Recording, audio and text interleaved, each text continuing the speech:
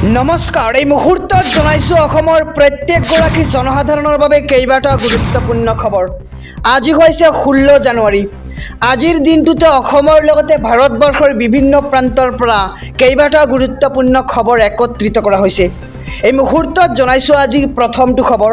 আজিৰ প্ৰথমটো খবৰেই ৰাজ্যবাসীৰ বাবে এটা ডাঙৰ খবৰ। আজিৰে পৰা ৰাজ্যত নতুনকৈ বিতৰণ কৰা হ'ল লাখ লাখ ৰেচন কাৰ্ড।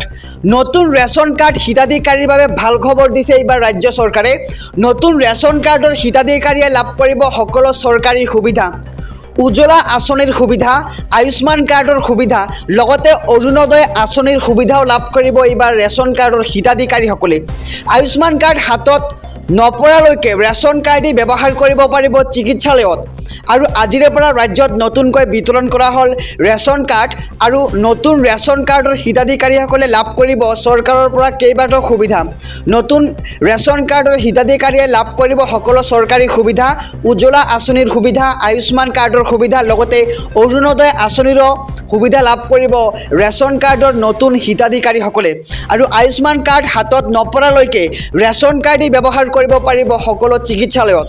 এই মুহূৰ্তত জনাইছো আজিৰ দ্বিতীয় নম্বৰ খবৰটো। IPS আনন্দ মিশ্ৰক হেডকোৱাৰ্টাৰ ক্লজ অসম আৰক্ষীৰ। 16 জানুৱাৰীত অসম এৰাৰ কথা আছিল IPS আনন্দ মিশ্ৰই।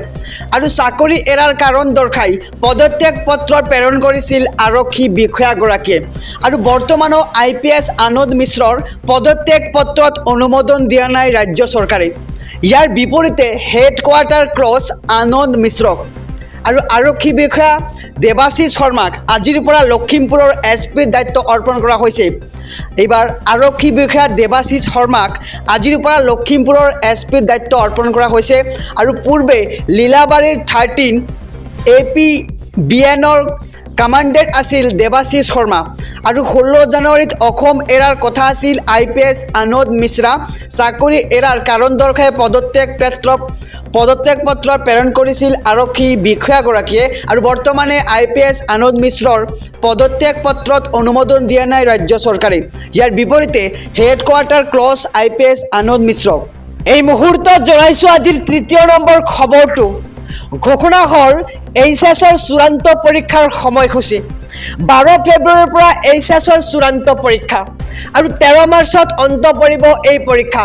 উচ্চতৰ মাধ্যমিক শিক্ষা সংসদে প্ৰকাশ কৰিলে পৰীক্ষাৰ সময়সূচী। প্ৰথম দিনা অনুষ্ঠিত হ'ব ইংৰাজী বিষয়ৰ পৰীক্ষা আৰু 13 ফেব্ৰুৱাৰীত সংগীত বিহু বিষয়ৰ পৰীক্ষা অনুষ্ঠিত হ'ব। 16 ফেব্ৰুৱাৰীত ৰাসায়ন বিজ্ঞান, ৰাজনৈতিক বিজ্ঞান আৰু বিজনেছ ষ্টডিজৰ পৰীক্ষা। 17 ফেব্ৰুৱাৰীত ঐচ্ছিক বিষয় আৰু বৃত্তিমুখী বিষয়ৰ পৰীক্ষা অনুষ্ঠিত কৰা হ'ব। আৰু 19 ফেব্ৰুৱাৰীত পদাৰ্থ বিজ্ঞান, শিক্ষা, একাউণ্টেঞ্চি জেনেৰেল ফাউণ্ডেশ্যনৰ পৰীক্ষা অনুষ্ঠিত কৰা হ'ব। আৰু 21 ফেব্ৰুৱাৰীত অসমীয়া আৰু ঐচ্ছিক ইংৰাজী বিষয়ৰ পৰীক্ষা অনুষ্ঠিত কৰা হ'ব। আৰু 23 ফেব্ৰুৱাৰীত ঐচ্ছিক বিষয়ৰ পৰীক্ষা। 27 ফেব্ৰুৱাৰীত গণিত বিষয়ৰ পৰীক্ষা অনুষ্ঠিত হ'ব। আৰু 29 ফেব্ৰুৱাৰীত জীৱ বিজ্ঞান, বুৰঞ্জী আৰু ইঞ্চুৰেঞ্চৰ পৰীক্ষা। 1 মাৰ্চত বায়'টেকনলজি, ইকনমিক্স, জিঅ'গ্ৰাফী আৰু ফাইন আৰ্টছৰ পৰীক্ষা। 2 মাৰ্চত সংস্কৃত, আৰবী, ফাৰ্চী ঐচ্ছিক বিষয়ৰ পৰীক্ষা অনুষ্ঠিত কৰা হ'ব। আৰু 4 মাৰ্চত অৰ্থনীতি বিষয়ৰ পৰীক্ষা। 5 মাৰ্চত বৃত্তি বিষয়ৰ পৰীক্ষা আৰু স্বদেশ অধ্যয়ন। 6 মাৰ্চত পৰিসংখ্যা বিজ্ঞান আৰু 7 মাৰ্চত ভূগোল, ভূতত্ত্ব আৰু বিজনেছ, মেথামেটিক্স, এষ্টেটিক্স। আৰু 9 মাৰ্চত বৃত্তিমুখী তৰ্ক আৰু দৰ্শন, বিত্তীয় আৰু মনোবিজ্ঞানৰ পৰীক্ষা অনুষ্ঠিত কৰা হ'ব। আৰু 11 মাৰ্চত নেতৃত্ব, সমাজ বিজ্ঞান, চেলছমেনশ্বিপ এণ্ড এডভাইষ্টিং। আৰু 12 March home science, computer science. আৰু লগতে 13 মাৰ্চত মাল্টিমিডিয়া এণ্ড ৱেব টেকনলজিৰ পৰীক্ষা অনুষ্ঠিত কৰা হ'ব। এই মুহূৰ্তত জনাইছো আজিৰ চতুৰ্থ নম্বৰ খবৰটো। আজিৰ চতুৰ্থ নম্বৰ খবৰটো দেশবাসীৰ বাবে এটা খুবেই জৰুৰী খবৰ। পান কাৰ্ডত নাম ভুলকৈ থাকিলে আপুনি কি কৰিব? আপুনি অনলাইনতে কৰিব পাৰিব শুদ্ধ আপোনাৰ নাম। নাম ভুলকৈ থাকিলে লগে লগে নাম শুদ্ধ কৰিব পাৰিব, কিন্তু কেনেকৈ?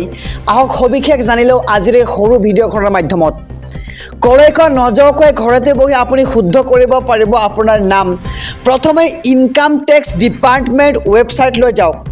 তাৰ পিছতে ক্লিক কৰক অনলাইন সাৰ্ভিস টেবত আৰু পান সাৰ্ভিসত থকা ৰিকুৱেষ্ট ফৰ পান কাৰ্ড ৰিপ্ৰিণ্টত ক্লিক কৰক আৰু এপ্লাই অনলাইনত আপুনি ক্লিক কৰিব লাগিব আপোনাৰ পান নম্বৰ জন্মৰ তাৰিখ আৰু লিংক সন্নিবিষ্ট কৰক সাবমিট কৰাৰ পাছতে ওপেন হ'ব নতুন এটা পেজ আপুনি কি কৰিব লাগিব সবিশেষ জনাইছো এই পেজটোত শুদ্ধ নামৰ লগতে সকলো তথ্য সন্নিবিষ্ট কৰক আপলোড কৰক প্ৰয়োজনীয় সকলো নথিপত্ৰ আৰু সকলো তথ্য দিয়াৰ পিছত সাবমিট বাটনত আপুনি ক্লিক কৰিব লাগিব তাৰ পিছত আপুনি লাভ কৰিব একনলেজমেন্ট নাম্বাৰ আৰু 15 পৰা 20 দিনৰ ভিতৰত আপুনি লাভ কৰিব শুদ্ধকৈ ছপা আপুনি পান কাৰ্ডখন আৰু পান কাৰ্ডত ভুল থাকিলে আপুনি কি কৰিব সবিশেষ জনাইছো